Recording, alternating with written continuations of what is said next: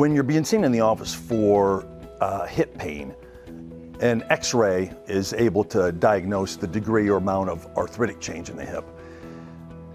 Typically, arthritic change from a hip is more groin and thigh pain.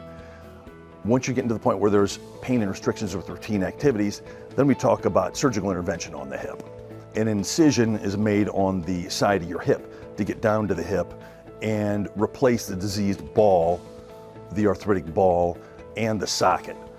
It's a series of reamers on the socket that allow a metal cup to be placed with a plastic liner, then a series of reamers and broaches that prepare the femoral, the thigh bone side, for a broach, and then eventually the real prosthesis is locked into place. The most important thing and the most rewarding thing about hip replacements are that groin and thigh pain's gone.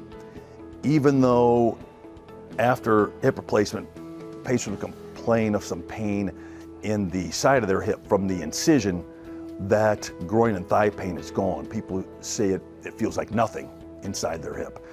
But the reward of that groin and thigh pain being gone, which has been the huge limiting factor to mobility for oftentimes years, people know even though they have that discomfort on the side of their hip, they're heading in a better direction because that chronic pain is gone.